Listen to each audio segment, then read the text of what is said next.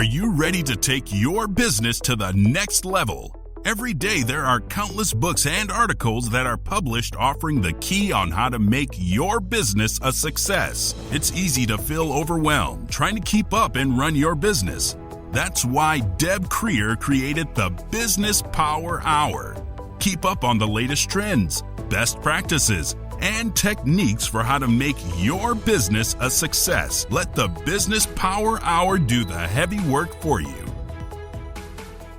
Good morning, good morning. I am Deb Creer, and I am passionate about giving professionals the tools that they need to make themselves and their businesses as successful as possible. And I am so excited to be talking with my guest today because he is an incredible entrepreneur who came up with an idea that's pretty unique. And so we're going to be talking about why every idea is a good idea, and things like that. But please join me in welcoming Nicolas Malonga to our program today. Welcome, Nick. How are you? I'm doing great, Deb. Thank you for having me. Great. Well, let me tell people just a little bit about you. So Nicolas Sniperkicks Malonga is a full-time sneaker entrepreneur. And for those of you who are watching this, you can see the wall of sneakers behind him. He is a content creator and founder of Snipe University. After building a multi-million-dollar sneaker reselling business and generating over $4 million in sales, he now helps others build profitable reselling businesses through bulk buying, branding, and leveraging the power of AI. With a community of over 600,000 followers, his mission is to show the next generation of entrepreneurs how to turn sneakers into a real business. So again, Nick, welcome. How are you? I'm doing great. My kids, keep me up late, but I'm doing well. I love it. Well, and you're expecting another, so Yes. that will make 4. I love that. Yeah. It's funny. We chatted with one before the program started. He might appear again. But I love that kids get to see what their parents do, which is why I encourage that if they want to pop in, they can pop in. Because this is part of how we do business now. Absolutely. But tell us, Nick, a sneaker entrepreneur. How on earth did you do that? Yeah. It's been crazy. It's been it's just all the stars aligned for me to actually start doing this. So a little bit of background on me. So I grew up playing basketball. So 3 years old, I wanted to be a professional basketball player. Worked extremely You're in hard. Chicago, so you had some pretty amazing role models. Yeah, Michael Jordan, of course. I was born in 94, so he was retired in 98, so I saw a little bit of him on the Bulls. But I was a huge basketball fan. My family was, of course, huge Michael Jordan, Scottie Pippen fans. And I ended up, just wanting to pursue basketball throughout my childhood. So I ended up playing Division I basketball. So, that's the highest level you can play in college. But unfortunately, during my senior year, I ended up tearing up my knee, and I was out for like 3 years in like the prime of my career from 22 to 25. I had to have 2 surgeries, couldn't play. So my dream of playing professional basketball kind of, there's a lot of, adversity there. But, I had a younger brother that is a doctor now, but he was actually paying his way through medical school with sneaker reselling. So for me, I had the eyes to see and be like, man, this dude is making buku money, hundreds and hundreds of thousands of dollars, millions of dollars in reselling while he's in school. So I'm like, okay, I can't play basketball. I don't know what I'm going to do with my life. I was fortunate enough to get my master's degree in business, but I was never a corporate type of person, climb up the corporate ladder. So I saw how much money my brother was making, and I was like, okay, let me do this business. Let me see what's going on with this business. And, I kind of saw that and I took it, and, it took some time, but I was very fortunate to have somebody that could show me, and I had the belief so I can go and pursue it. And now, it's been, out of my wildest dreams, what has happened, with the business. Right. And I love this because I'm sure, many people, especially of my generation, went, sneakers? Yeah. And of course they're thinking, that the $10 ones that you buy at Walmart. Now, I know I have a friend who is, when he was very young, he was probably in high school, started investing in sneakers. And it was Yeah. kind of like what you did. Hey, this is kind of fun. And Yeah. when he told us how much he paid, Mm. we were blown away. Yeah. And that's because these are collector's items. Yes.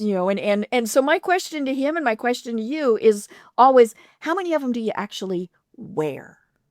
Great question. So I have so many sneakers. I had to downsize because like either it's impossible for me to wear all of them.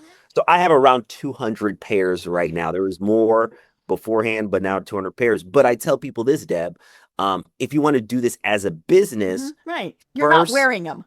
yeah, first make the money and then buy the ones Right. for yourself. But Mhm. yeah, there's people that are willing to pay 10, $20,000 for a sneaker if you have the right one. So it's a very lucrative business, and you can make millions and millions of dollars doing this for sure. Right.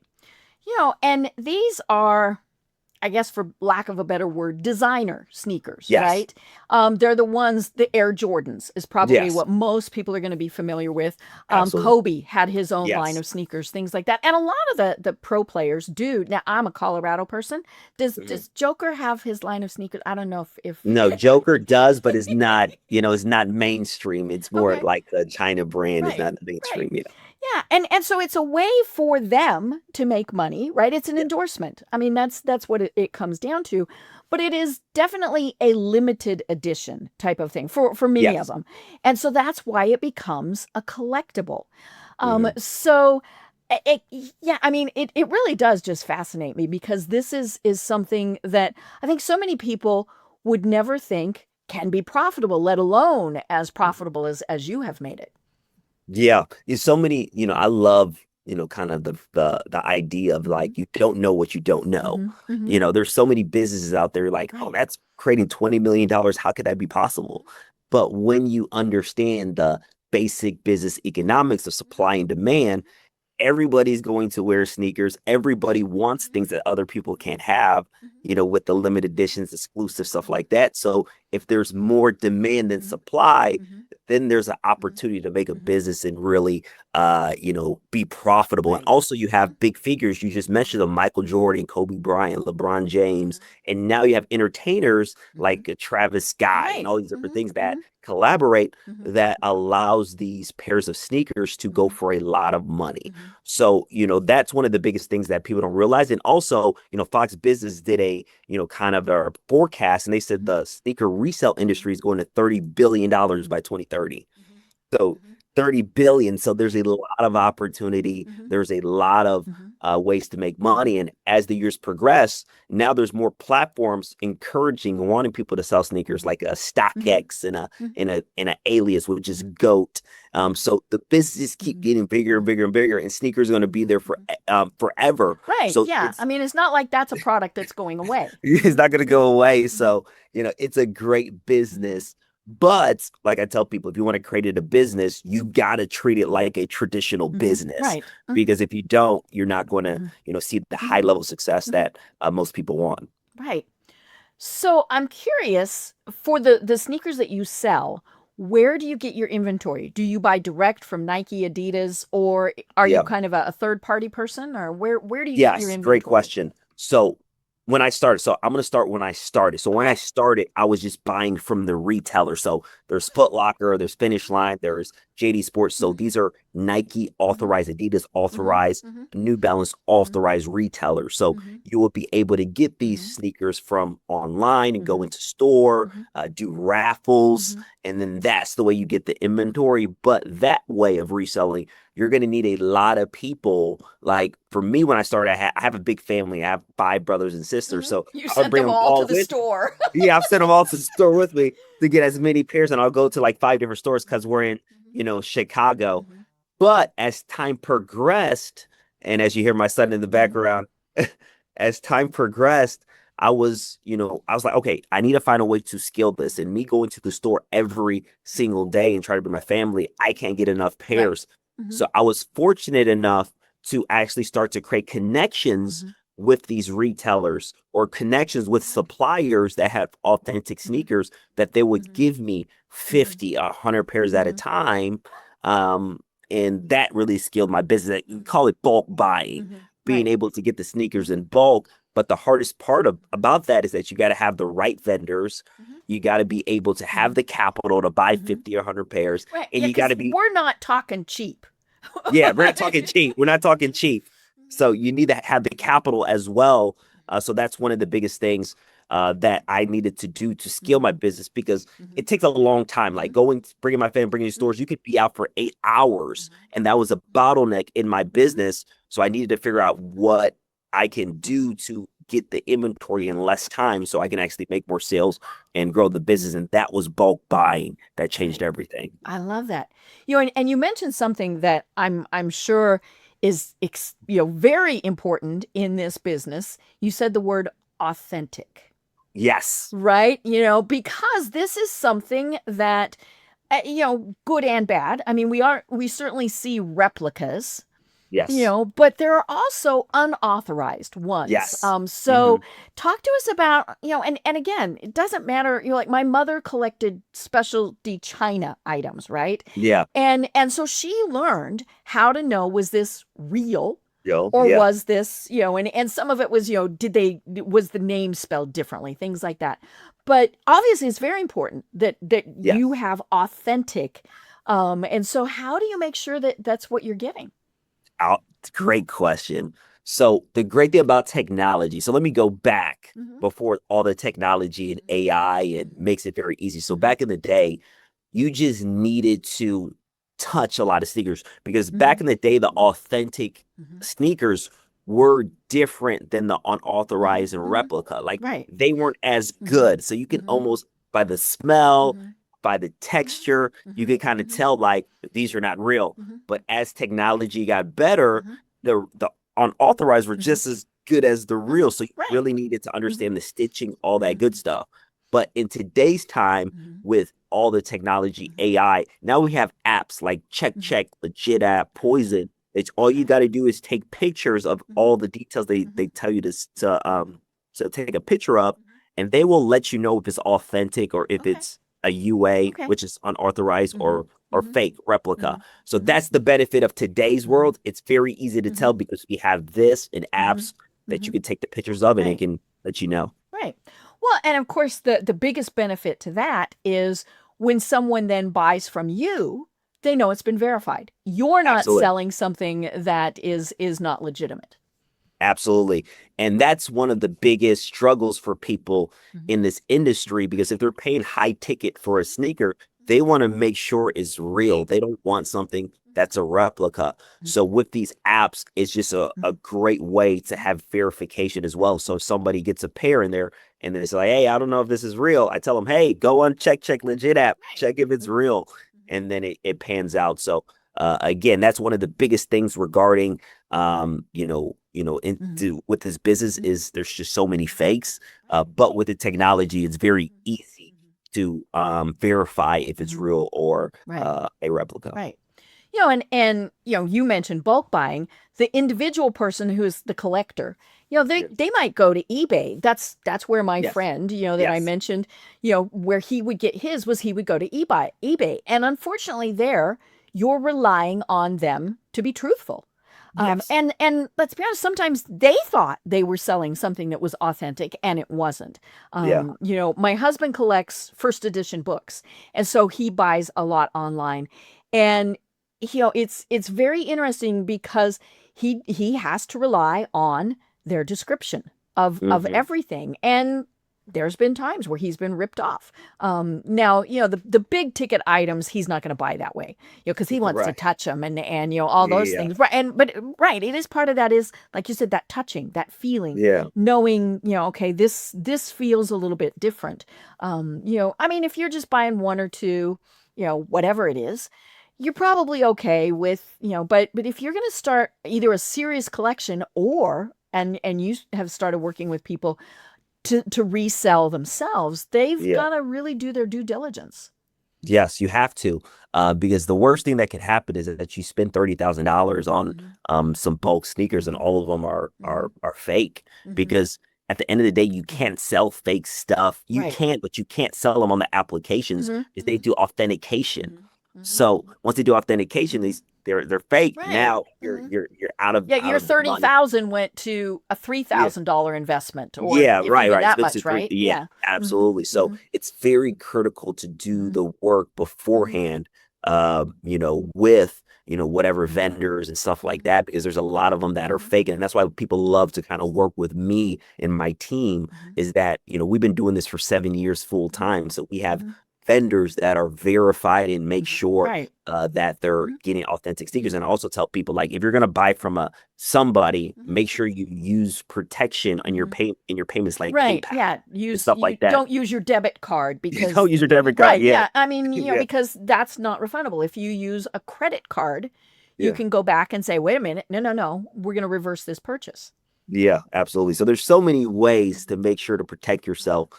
But with the sneaker game, again, there's just a lot of people that Mhm. sell and, promote their stuff real, but it's Mhm. fake. So you got to be able to, Mhm. have the right vendors and Mhm. understand how to legit check, which is the Mhm. apps, and that will Mhm. protect your business so Mhm. you can make profits. Mhm. Right. And when you said, there are people who do this, my thought was, I'm assuming, the group of legitimate people, it's probably a pretty close-knit community. So if you Yes. find some, person who is bad, do you say, hey, don't buy from Bob Smith? Yes, yes, yes, yes. In Mhm. my community, Mhm. there's always, people saying like, "Hey, don't buy from XYZ, don't buy Mhm. from XYZ," just to, Mhm. because there's so many Mhm. people, because Mhm. it's a money Mhm. scheme. Like, hey, if I can, Mhm. do this and send them fakes and they Mhm. think it's real, and Mhm. Right. so we always Mhm. look out for people as Right. well if Right. we come across for people that doesn't do good business. Well, and all it takes is one person that's not doing good business to taint everything, right? Yes. I mean, that's the whole Yes. thing. And so that's why Yes. you want to make sure that you are dealing with very legitimate sources.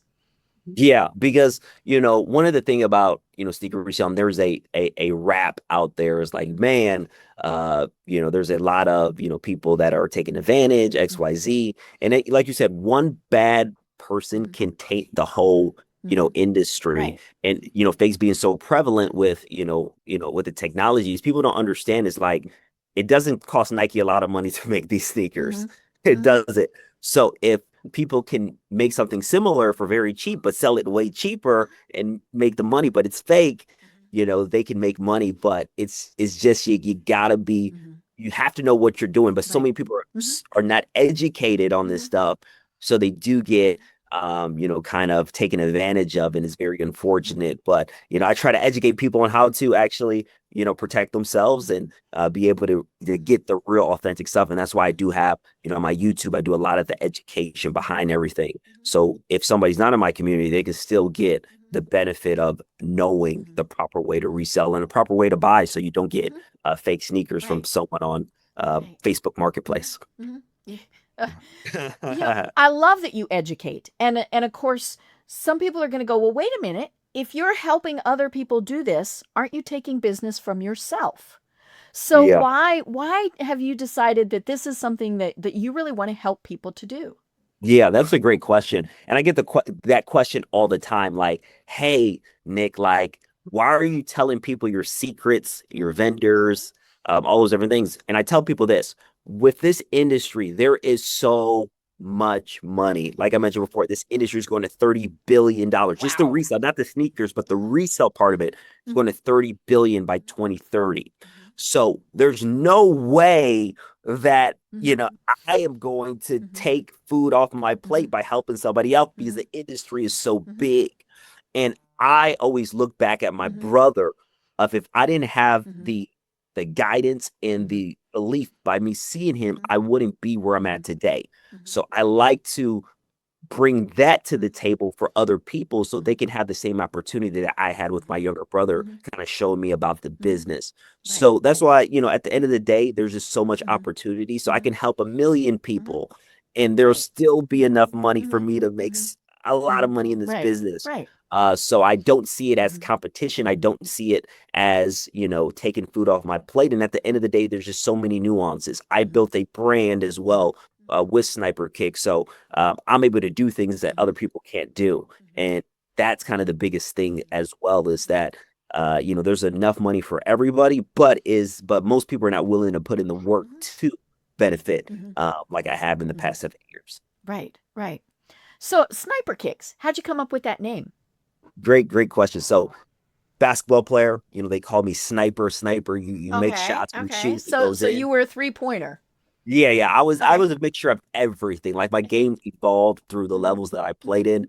But I would make shots, so they called me Sniper. Okay. So I took that name, Sniper, and then I just put the kicks at the end because they called me as my Instagram Some sneakers are kicks, right? Yeah. So I just put Sniperkicks, and it just had a good ring to it, and I stuck with it. So it comes from basketball. That's where the Sniperkicks comes from. Right. I love it. Yeah. But athletes never have their real name. Yeah. They all get, and I mean, that is part of it, is getting, that, and sometimes they like the nicknames and sometimes they don't, right? They get them because, they were not as good at something. But yeah, it just, I was curious about that. I thought that was very cool. Yeah. So now one of the things that also made me curious, I was talking to somebody about this earlier, is what you sell and collect brand new, or do you also have game worn? That's a great question. So when I started off, I was, I didn't have much capital. So I did use stuff, and there's great margins on used stuff because you have negotiation tactics. You get it for lower, and then you clean it up, you sell it higher, you make money. But as my business starts to scale, I only went with one, which was new sneakers. Okay. Because with new sneakers, it's a simpler business model to scale. So I was, by a year in the business, only thing that I sold was new. And most of the things that I buy is new. Like if I really want something and I know I'm going to wear it a lot, I might buy it used to get a better deal. But 99% of the time, when I'm selling, actually 100% now, when I'm selling, it's new. But buying about 90%, it's going to be new. 10% used. If I'm going to wear it a lot, I might, if I have a good deal, I'll buy it used because I'm going to wear it. Right. But new is just it's easier to scale. It's just easier to scale because now you don't have to say new, used, condition. You just everything is new. They call it dead stock. It's dead stock. And you're not saying worn by X player that then they're going, really, all those various things. So everything is new, which is it makes things a lot easier. It does. I was sharing with somebody this morning. One of my cousin's kids is a large child. Now he's in his 30s now, but big kid. I mean, like 8th grade, he was wearing size 13 shoes. Wow. Size 13 shoes and clothes to fit somebody like that, that's expensive. And it's 2 months later, he's outgrown them, right? And so they discovered that a lot of the pro teams very quietly will provide clothes and shoes and things like that to these kids. And that's, they got clothes and shoes and all sorts of things from professional basketball teams for a long time, but they weren't collecting it. He needed the clothes to wear. And so I just always thought that was very curious because, these athletes, especially like for, any type of game, they might change shoes several times during the game. And so, and it's not like, I remember, way back before you were born, when I was in school playing, you had your favorites, you're lucky, right? And you wore them the whole season. Well, a pro athlete's not going to do that for a variety of reasons. But yeah, I just wonder, and sometimes the game day, the concert worn, whatever, that is going to increase the value. Absolutely. But that's a whole different level of authentication. Yes, that's a whole different level. Like getting a sneaker that Michael Jordan actually wore. Like there's just so many steps in the process you're going to need for it to be verified. Right. And then also you're going to sell that sneaker in a special way. Right. That becomes a $10,000 sneaker yeah, that's as a ten opposed to thousand, four or 20,000. 500. Yes, yes, $20,000. So you're gonna need the sales channels to sell that because you're not gonna just sell that sneaker Right. on Facebook Marketplace. You're You're gonna not going to eBay. yeah, you're gonna find the right channels to sell that because that's more of a high ticket collector's piece when you have a guy like Michael Jordan, LeBron James, Dwayne Wade, these guys wearing these sneakers, and they're game worn. You got to have all the authentication, and you're gonna need, certain badges from people that actually do the authentication of game worn stuff. Because someone's gonna spend 20,000, they're gonna need to know for sure Right. that is a Yeah, game that sweat that is in there. yeah. Yeah. So that's a whole process for Right. those type of kind of collectibles with game worn, but they are very lucrative, but they are hard to find as well. Right. Yeah, and part of that is because like I said, sometimes they provide them to schools and things like Yeah. that. And of course those are just going. They're not verified and Yeah. things like that. But and sometimes they're not in good condition. I mean, they Yeah. wore them during the game, Yeah. and whether it's, football, basketball, whatever it is, there's a reason they stopped wearing them. Right. And Yeah. and Yeah. now if I could, if you had some now, okay, like I said, I'm a Colorado person. If I had something Peyton Manning or John Elway, Yeah. and I somewhere I have a football that, but it's that was signed. But those are a different type of thing, and those are the onesie twosies, Yes. and so you might make more money when you sell them, but you're only going to sell a very limited number. Absolutely. And like you said, it takes a long time in the verification process to make sure that it was that. Yeah, that business model with those high ticket collectibles is a different business model than selling the sneakers on a daily basis because the sales cycle is so much longer. The way to source that inventory is way more detailed and is way longer. So that business model of like the game worn collectibles, it works, Right. but It is different. but it's completely different, with kind of how you're going to approach that business to, actually just regular, kind of sneakers like this that you're going to just churn and burn and sell them every single day and have the scalability. So those are the two differences of those collectibles and just the reselling, Right. the sneakers that come out on a monthly basis. Right. Yeah, and we've been talking about pro athletes and their endorsements, and that's why you have Air Jordan and all of those. Yeah. So now here's a left field question. How much has NIL changed some things? Oh yeah, it's changed a lot because now with NIL, number one, college players, if you guys don't know what NIL is, basically you're able to get paid off your likeness. So I wish they had it when I was in college, and because I would have, had some more money coming out of, school. But with NIL, it allows pro athletes to get endorsed by, these big brands, but also different companies that want, marketing from that athlete. So now these athletes are making millions of dollars being in the college space, which is pretty cool. So with NIL so far, there hasn't been for Nike standpoint, a guy that's got a signature shoe right off the bat on NIL. But what it allows, Nike, Adidas, New Balance to do is to almost prep before they go pro and market these guys. So when they do go pro, and because of NIL, they're able to contact them in advance. They're able to contact them, right? And they can sign deals. Most of these guys are signing deals, with these in high school now with these bigger brands. Or younger. Holy schmoly. Yeah. So it's playing a big role regarding the endorsements and the the marketing behind these athletes that are earlier stage, so they can kind of be able to profit. I know it sounds bad, profit off them earlier, because again, if you have a great player and he's going to be a star in the NBA, you can get this guy in when he's 17, 16, you can market them now, and then when they go pro, you give them their signature sneaker. It could be well. And if they're that good, and the thing is, I still do a lot with the University of Colorado, but for all sports, very few actually turn pro. Yes, very true. I mean that's the thing. But if they are good enough to turn pro, many times they're going to go early, right? NBA, they have Yes, to go play early. for Yeah, 1 year, right? yeah, 1 year. Yeah, Yeah. if they're good enough, they're Um, gonna be gone in one yeah. year. And so you want to lock that kid down when he's Yeah, 17 to that contract. And I think yeah, what a lot of people see are the jerseys, right? And it doesn't yeah, matter what sport. We see the jerseys with the name on it yeah, and those kids are making that. But yeah, I mean, if you're looking at a kid coming out of high school, I'm here in Atlanta and we had this kid that is now at CU playing football, Juju Lewis, right? mm, He is 18 years old, you know, and I'm sure that he's got a lot of stuff already locked down.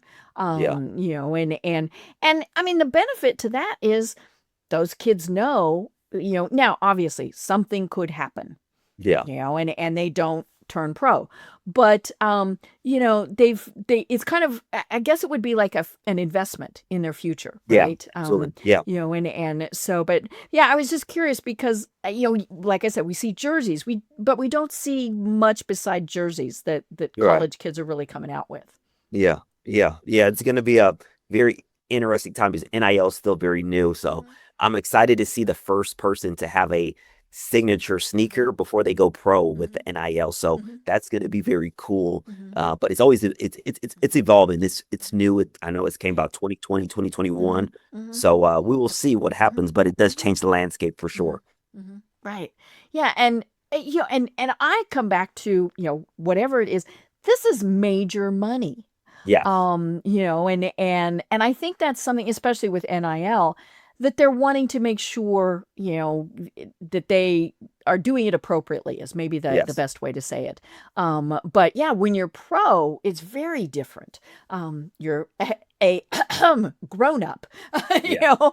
Mhm. And so, I think that's very interesting. And but if I'm remembering right, I think Michael Jordan was the first, wasn't he? Who really had this type of product. Yes, Michael Jordan was like the first Mhm. name to have like his own product. You had Converse with Larry Bird and Oh, Magic that's right. Johnson. Yeah, Bird would have Yeah, been but it around. wasn't Mhm. really branded like Mhm. theirs. Mhm. Where when Mhm. Jordan came into the NBA, Mhm. you had the Air Jordan. Mhm. So Right. it's like this is Michael Mhm. Jordan. Mhm. So that just changed everything Mhm. with the Jordan 1 and has been the, Mhm. a legendary Mhm. brand since 1985. But Mhm. you're right. He was the Mhm. first person Mhm. that really had a Mhm. recognizable sneaker like this is Mhm. Air Jordan. Mhm. And it's turned out Nike did their due diligence. It turned out the Mhm. right thing because he's the Mhm. greatest basketball player of all time. Right. Right.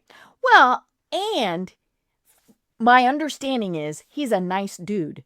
you know, you're not going to have scandals with him like Yeah. you might have with somebody else. And then you're thinking, ooh, maybe we shouldn't have partnered with them. He's just a nice guy, outstanding business person, all of those Yeah. things. And so that comes back to, like you were saying, the due diligence, Yeah. and that is where it's a little spooky. I mean, in many cases, we're talking kids that grew up with virtually nothing, and then all of a Yeah. sudden they have millions. Yeah. And sometimes it's not them; it's the people around them. Around them. Yeah. And so, but yeah, when they do these contracts like Air Jordan, like the Kobe, shoes, all of those things, those companies have really they're investing in them because it's their brand that they Yes. are protecting, not necessarily the athletes. Yeah. Yeah. You got to do your due diligence because, Mhm. again, it's an investment. You're going to Mhm. give them $50 Mhm. million, $100 million, Mhm. expecting Mhm. for them to profit. Mhm. So Mhm. they got to do their due diligence and Right. they got to really believe in Mhm. that individual Mhm. through the contracts and Mhm. everything like that. So, Mhm. again, it's worked out really well for Nike. I'm sure Mhm. there's cases that didn't work out, but they've been doing a great job so far with Mhm. the people they've been Right. endorsing. Right. And but you can also go on the opposite side too, where maybe the fact that somebody is a little controversial, and I'm thinking of like some of the musicians and people like Yeah. that. Yeah. Yeah. Yeah. Absolutely. That's part of what you're buying also is Yes. that image. And that's Yes. okay. Yeah, and Nike's kind of changed it. Like Mhm. one of the most expensive, and this is a Travis Scott Jordan 1. So Travis Scott again, Mhm. he had a big lawsuit with someone, kind of passing away at his concert and stuff like that. So sometimes, the controversy can be helpful. And that's why these brands has expanded from just not just athletes, but entertainers.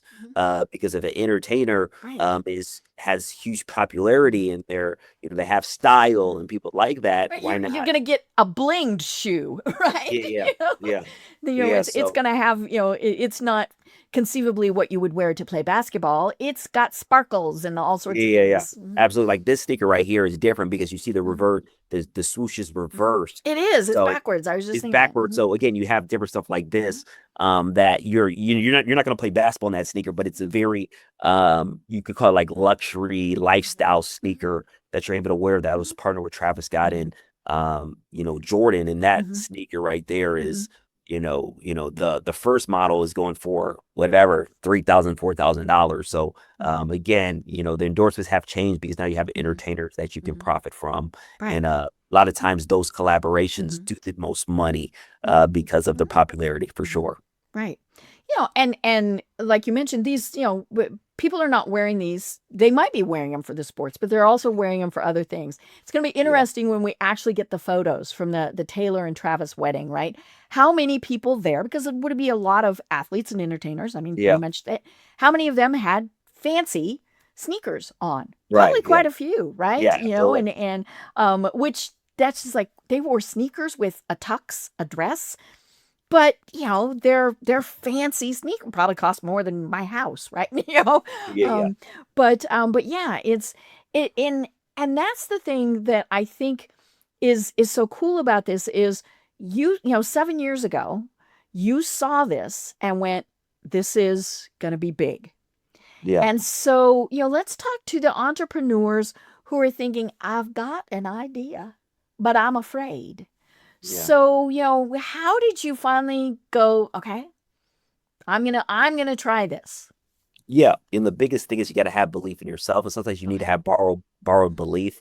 Because you got to take action. The hardest part in entrepreneurship is starting, because once you start, okay, it's out there. Like even when I started YouTube, like now I have over whatever 240,000 subscribers on my YouTube, but I had to start. My sticker business, I had to start. And you can't wait to be perfect. Can't It wait won't be. Yeah. There's a phrase, give my ducks in a row. Your ducks are never going to be in a row. Like you have to go ahead and start. And that's the beautiful thing about entrepreneurship, is that there's a lot of unknown. That's why people are scared of entrepreneurship, because there's a lot of unknown, but the unknown it's a part of the journey. And, we live in an age of social media. We live in an age of, more opportunity, because there's a lot of people that don't have a business background, don't know anything about business, but they have access to YouTube and this, and they can learn about it and, kind of go from there. So, if someone wants to start a business, you have to start. And after you start, because there's two parts of business. There's really sales and marketing. That's going to be the two biggest things.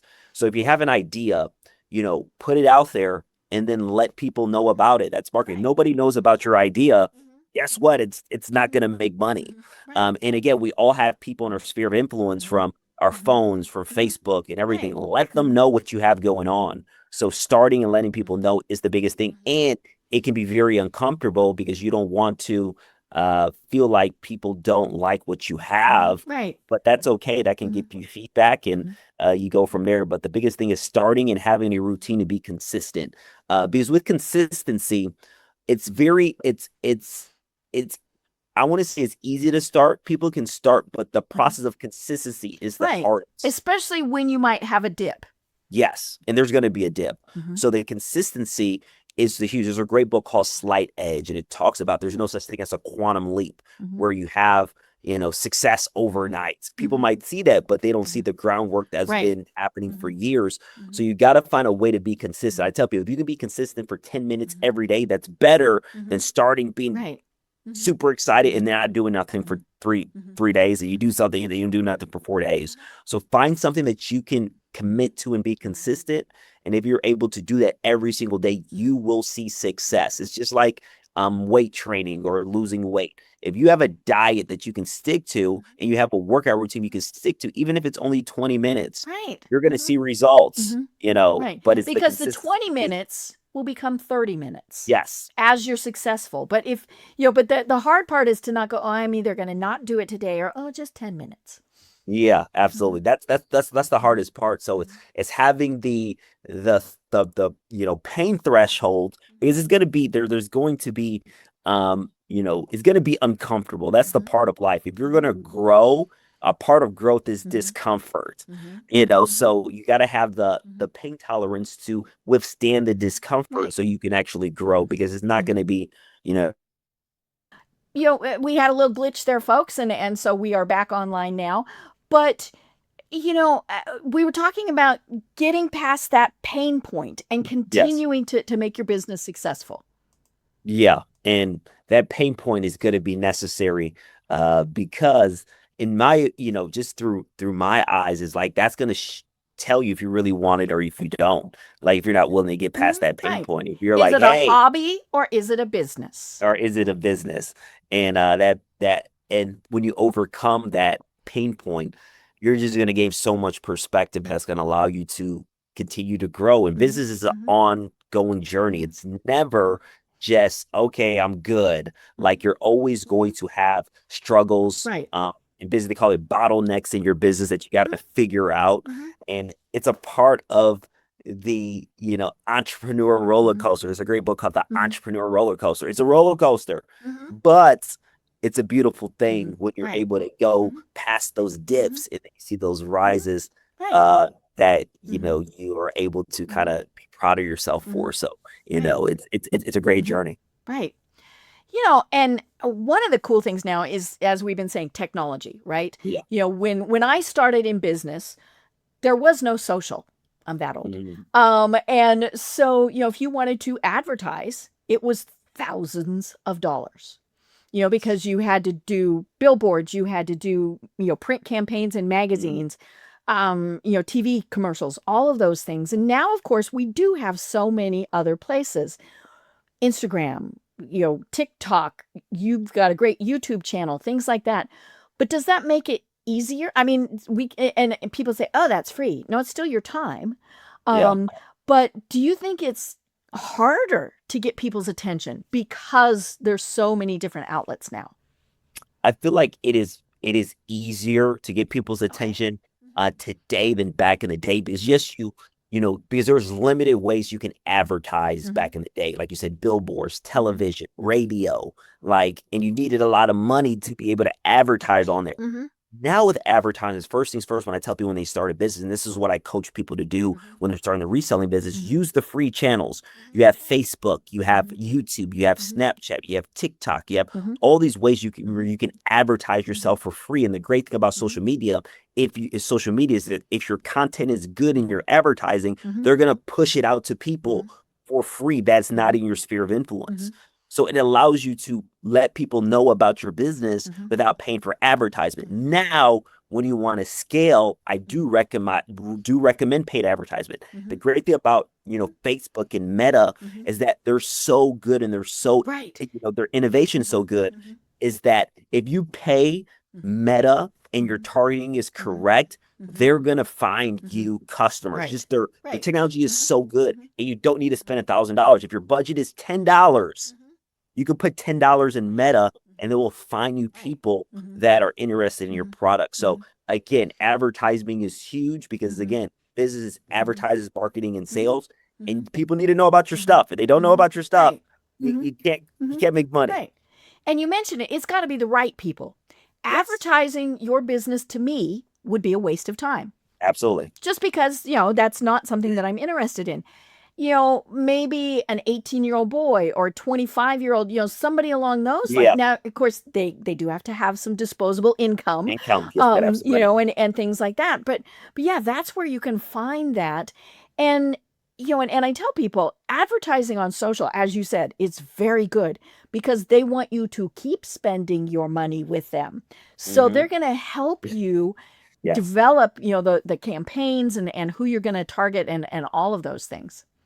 Yeah, it's like they want you to keep spending your money. So they're going to do everything Mhm. in their power to Mhm. make sure that you have a good Mhm. experience. Mhm. Right. And that's why, Zuckerberg is one of the richest people in the world, is I because know. Mhm. of the Mhm. of Meta and what Mhm. they really have done. Mhm. So again, it's great. You gotta understand marketing as well, because just because you put money in there, if you don't have the right sales funnel and all those different things, it's Mhm. not going to be profitable. Mhm. But if you understand marketing, you're utilizing these platforms, Mhm. you can make a lot of Mhm. money. You can scale Mhm. fast. Mhm. Right. So it is there does take Mhm. skill, but it's very simple. Mhm. You can use ChatGPT to tell Mhm. you exactly what you need to do, Mhm. with it. Mhm. But it's in my opinion, much Mhm. easier Mhm. to market Mhm. today than it was, let's say, 20 years Mhm. ago. Right. Yeah, because I mean, there were some things that were very specific, and you knew, okay, this is what I want to do. And there still is. One of my favorite examples of a billboard is, and true product placement for this billboard is, it's for a bail bondsman, right? In jail, call me. But I thought, and I thought, well, this is a weird place for this to be. The jail is across the street, Right. and the one window in the room where you get your one phone Wow. call. Yep. Oh yeah. Looks right at that billboard. I mean, that you can't get better product placement than that, right? Yeah. But I think that's where so many people get frustrated, is they spend their time, their money, their energy targeting the wrong place. They think, Yes. well, I'm going to be on Facebook because 11 million people are there. But, most of those people are not interested in whatever it is that you are Yeah. selling. So you've got to be very specific. And part of that too is you have to know the demographics. Facebook is an older demographic. Yeah. TikTok is and Instagram are younger demographics. And I Yes. argue with my clients all the time over that, because they're like, but everybody's on Instagram. Well, are the people who are going to Goodbye. buy Your from avatar. you on Yeah. Instagram? And usually when one person told me, I want to be on IG. And it took me a while to figure out what they meant, right? They meant Yeah. Instagram, but so they clearly weren't even very familiar with the Right. Right. platform. Right. But yeah, it's, you got to be where the people are going to be.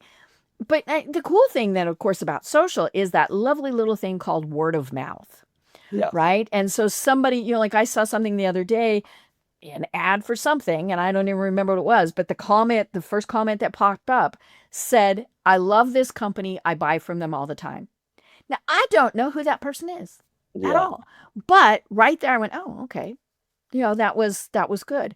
Yeah. And so yeah, we kind of look at some of those things, and yeah, the total strangers, if they say, hey, it's good, we'll believe them. Yeah.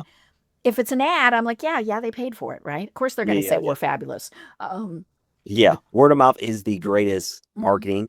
Because you look at this perspective is like, mhm, if you're going to see a movie mhm, and you're super excited for this movie, but your best mhm, friend said this movie sucks, this mhm, just wastes your time. mhm, That bad word of mhm. mouth is just Right. to tear you for seeing the movie. Oh yeah. So that's why word of mouth is so critical. Mhm, And kind of what I mhm, teach people mhm, with sneaker reselling is mhm, like, when you create a client and you give a mhm, great experience, mhm, like ask them for mhm. referrals or tell them like, hey, can you put me in through text Mhm. with somebody in your sphere of influence that wants sneakers, Mhm. because their recommendation is going to Mhm. hold more weight Mhm. than all the marketing that Mhm. you see on Mhm. Meta.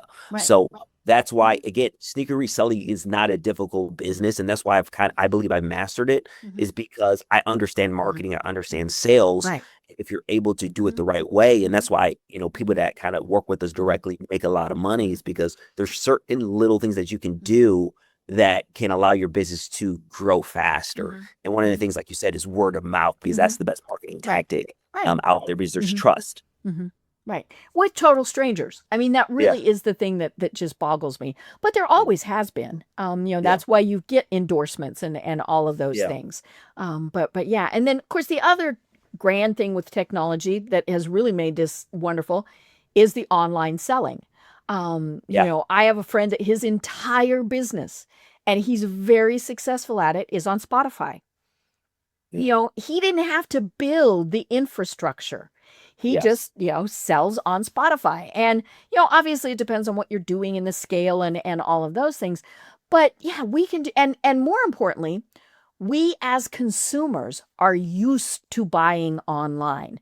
Yes. we recognize, okay, this is a secure site. I have no problem giving my credit card information, doing Vimeo, whatever it is. And so, it's easy, right? There is a reason Amazon is so successful. I can buy something wearing my jammies at 2 o'clock in the Yeah. morning. Convenience. Yeah, yeah. And so talk to us a little bit more about that. Yeah, online selling is where it's at. Like me, when I Mhm. started off with sneaker reselling, I would do some in-person Mhm. stuff, but everything that I do is online. Mhm. Why? Is because it's easier to scale and it's is the convenience Mhm. behind it. So in today's age, yes, brick and mortars are Mhm. great, everything, but a lot of these people Mhm. are selling online. Mhm. So if you don't have some portion of your business that's online, you're Mhm. missing out on big time Mhm. profits. And what I love about online is that I can make sales while I'm sleeping. Mhm. Like it Right. doesn't And it, around the world.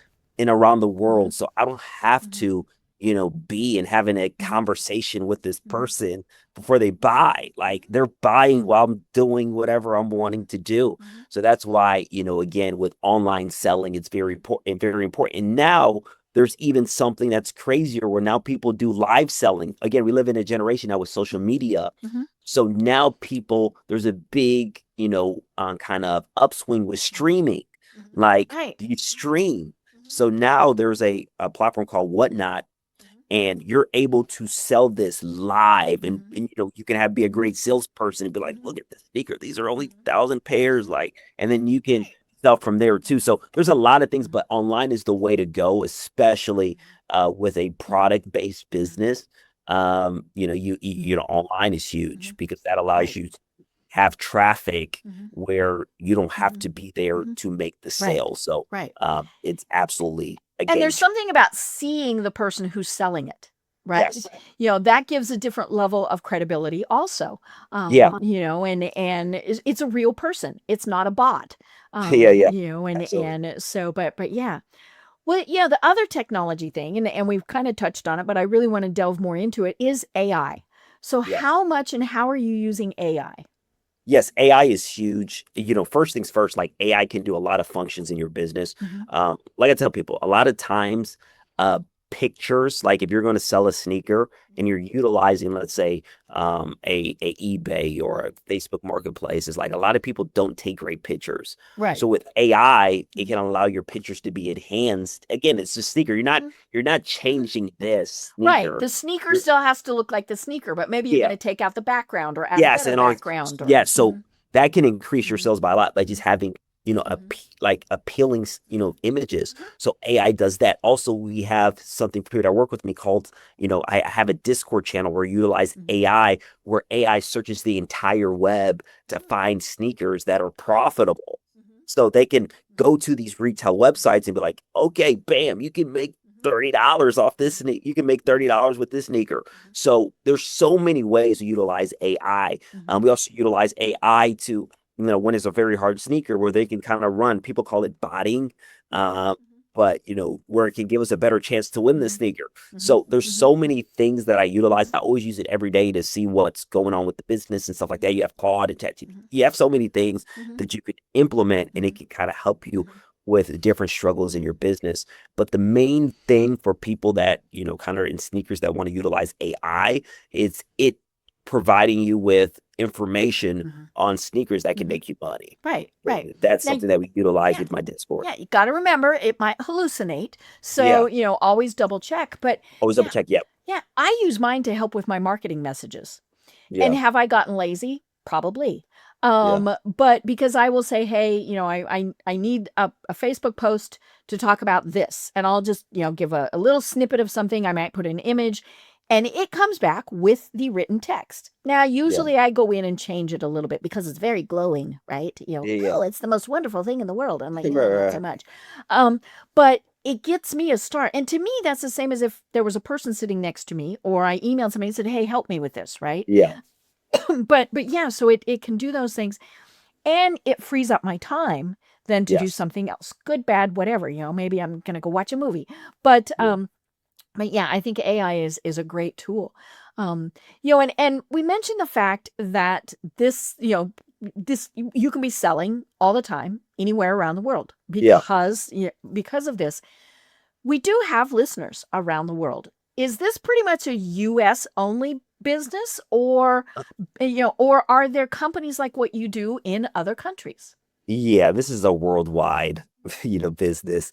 If you go through any, kind of, country, they're doing sneaker reselling. Canada, out in, Asia. It's huge. It's big in Asia as Mhm. well. Like it's Mhm. huge in Asia. Europe, it's big. Like it is everywhere because Mhm. again, everybody wears Mhm. sneakers. Right. So, Mhm. that is something that you just don't Mhm. have to be in the United States to benefit Mhm. off of sneaker Mhm. reselling. Again, the market might be Mhm. different, Mhm. where now Adidas might be more popular in Europe than it Right. is in Mhm. Australia. Mhm. So you got to understand your market, but it is a worldwide Mhm. business. And I've actually helped people outside of the US to make, Mhm. kind of, money in the Mhm. business. Mhm. So yeah, absolutely. But you got to Mhm. understand your market because your Right. market's going Mhm. to be different than the United Mhm. States. Right. Right. Now speaking of market, we've been talking about all these men, these male athletes. Yeah. I'm a girl. Do Yeah. we have Caitlin Clark shoes? Do we have, Yeah. Yeah. Yeah. So Sabrina is the kind of the premier person Okay. now. She's in Nike. She has great shoes, Mhm. Sabrina, but Caitlin Clark is actually coming with her Mhm. sneaker, I believe, later this year, and it's gonna do well. Mhm. Before Caitlin Clark, Mhm. she was doing like Kobe player Mhm. edition. So Mhm. she'll get Kobe Right. sneakers, but Right. you're her edition. Mhm. But she's actually getting her first Mhm. shoe that should be Mhm. releasing this year. So Okay. there is also Asia Wilson that has a sneaker as well that plays for Mhm. the Las Vegas Mhm. Ace in the Mhm. WNBA. So Right. there is Mhm. again, some sneakers out there Mhm. for women Mhm. that are great. And there's a lot of Mhm. collaborations as well with, women entertainers with Mhm. these Mhm. brands like Billie Eilish. I know she Mhm. has an Air Jordan Mhm. Mhm. collaboration. So Tiana Taylor, she has a Jordan Okay. collaboration. So Okay. there is a lot Mhm. for the women out there that want Mhm. to, kind of Right. support their women. I'm thinking there Uh, was some Venus Williams, some shoes.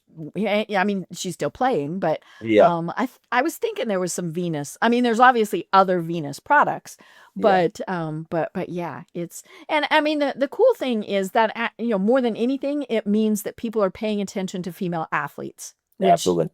I'm big on that, right? Yeah. And you're expecting a little girl, we want this, right? Right, absolutely. So Yeah. cool. Well, oh my gosh, Nick, we've only got a couple minutes left, and this really has been fascinating. We will have a link to your website in the show Yeah. notes. But tell us a little bit more, especially with Snipe University. Tell us more about how you help Yeah. people in this industry.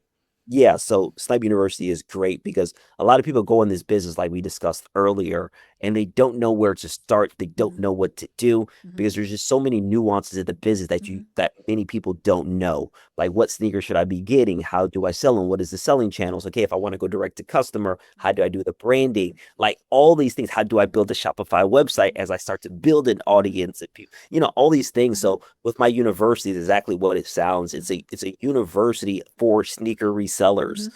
And if I'm not mistaken, I feel like I believe it's the biggest, kind of educational platform Cool. for sneaker reselling. So, that is great. I do, live trainings as well that Hmm. are free because some people are like, okay, before I want to invest in your university, I want to get some Hmm. intel. Hmm. So I do have live trainings and it's very simple. It's my name, sniperkicks.info. Hmm. So it's sniperkicks.info. Hmm.